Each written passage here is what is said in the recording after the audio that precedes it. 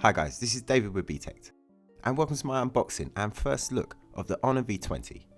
Now the V series has always been Honor's way of showcasing its technology, and with the V20 there's definitely a couple of firsts.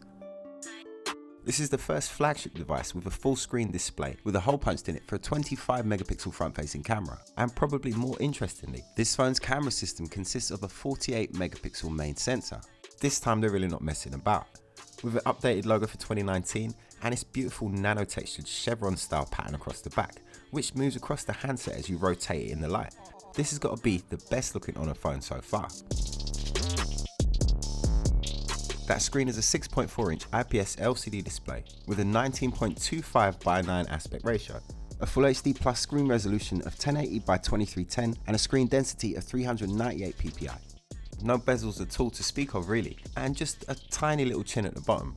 Seems to be a very good screen. Usually I do notice the difference when I'm coming from an OLED display to an LCD panel, but this time there's really not that much difference. It's definitely a high quality LCD. We've got power and volume rockers on the right side and the SIM card tray on the left, USB Type-C connectivity on the bottom and a single downfiring speaker. There's also a headphone jack on the top, which I know a lot of people will be pleased to know. Round the back there's a well placed rear mounted fingerprint scanner, as well as that 48 megapixel sensor with an f1.8 lens. There is a time of flight 3D sensor, which is another first to give accurate depth information. The camera also uses semantic image segmentation for optimization of different parts of the image. So it will separate the sky from the subject and from the background and optimize those parts separately. More on the camera in a bit. The Honor V20 is powered by the Kirin 980, an AI-assisted 7nm chip that you'll find inside Huawei's killer flagship of the moment, the Mate 20 Pro. The V20 comes in two variants, one with 6GB of RAM and 128GB of internal storage, and the other with an 8256 configuration. Power comes from a 4000 mAh battery, and the phone comes supplied with Honor's 22.5 watt supercharger, which is claimed to get the phone to 55% in just 30 minutes. The battery should easily get you through the day, and that's not just because it's so big. It's also running Honor's Magic UI, which is based on Android 9 Pie and is very similar to Huawei's Emotion UI. In fact, you're a better man than me if you can tell the difference. You get the same swipe gestures as you get with the Huawei devices, but they're not activated by default, so you do have to go into the settings to switch them on. So hit settings, scroll all the way down to system, and then system navigation, and then you're presented with the three navigation methods. Hit the top one to get the gestures.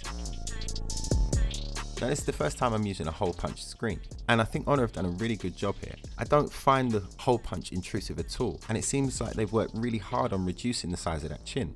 But if for some reason that hole is bothering you, then you can still hide it away.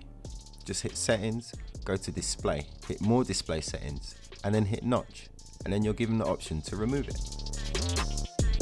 So let's take a look inside the camera app. We've got the standard photo mode, which by default is set to 12 megapixels, so you have to go into the settings and crank it up to 48 if you want to get the full resolution. The portrait mode gives you different AI lighting effects, as well as special effects like changing the shape of bokeh balls to hearts or circles. The night mode that we first saw on the P20 Pro is also here, giving you bright, sharp and detailed images in very poor light conditions by taking multiple exposures over a period of about 4 seconds, whilst the AI stabilization deals with any handshake in that time. Video is shot at up to 4K and at 30 frames per second, and benefits from some pretty good stabilization. The camera's performance is definitely a step up from what I've seen on previous Honor devices, so I'm looking forward to really testing out the camera. Subscribe to BTech and look out for my full camera review of this phone coming very soon, and comparisons with some of the latest phones. The Honor V20 will be released on the 22nd of January, and the price is unconfirmed until that date, which could be a good thing or a bad thing.